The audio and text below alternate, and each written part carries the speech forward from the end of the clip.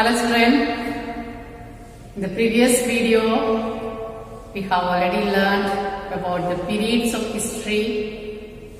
3 periods we have gone through, that is ancient, medieval and modern. And also we saw sources of history of 2 kinds. They are literary sources and archaeological sources. And literary sources again divided into 2 groups, that is religious literature and secular literature.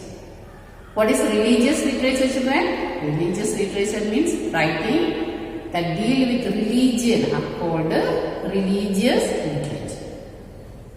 Other than religion are called secular literature.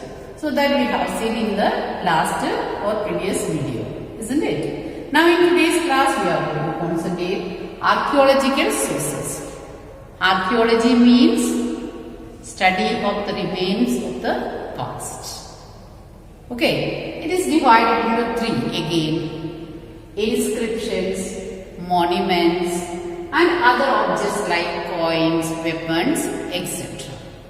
So in today's class we are going to concentrate on this archaeology, archaeological sources.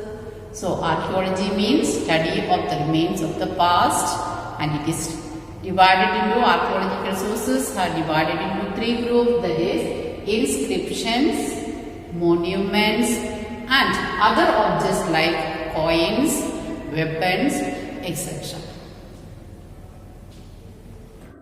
Archaeological sources. Archaeology means the study of the remains of the past. What does archaeology mean, children? Archaeology means the study of the remains of the past. Archaeological sources are of 3 kinds: inscriptions, monuments and other objects like coins, weapons, etc. What are the 3 kinds of archaeological sources?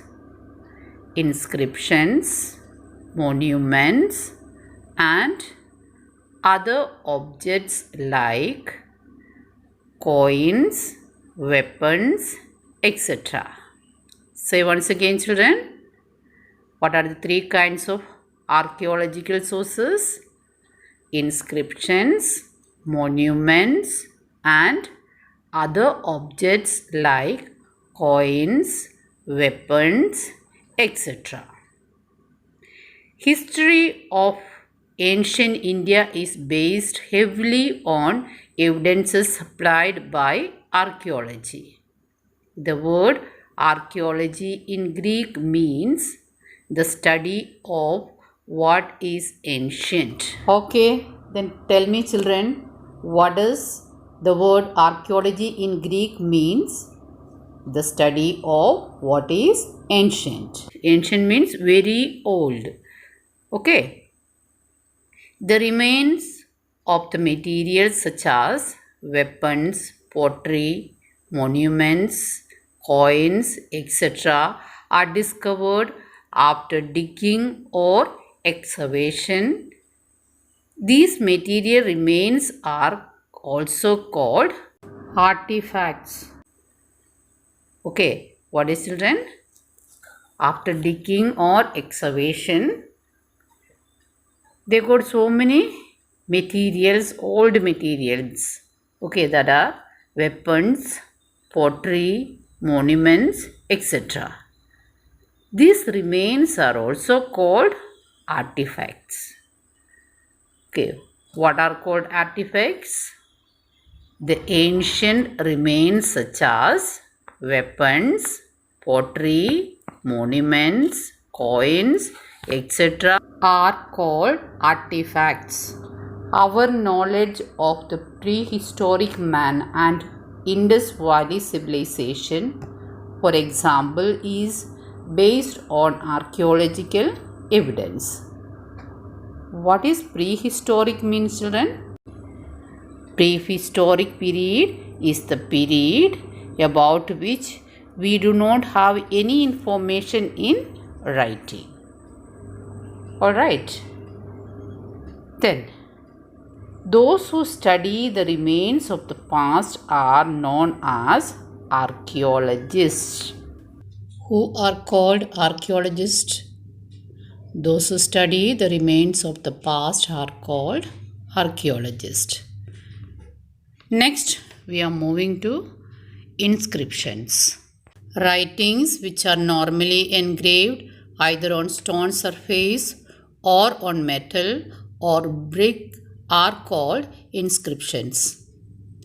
Say once again, writings which are normally engraved either on stone surface or on metal or brick are called inscriptions. The study of inscriptions is called epigraphy.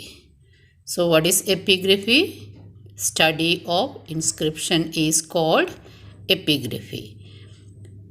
These are found mainly on rocks, pillars, stone tablets, buildings, and metal plates.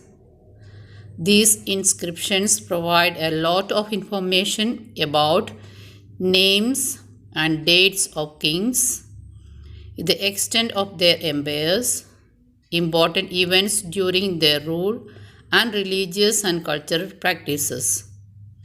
In addition to giving information about his political career, Ashoka's rock inscriptions throw light on his religious beliefs and his administration.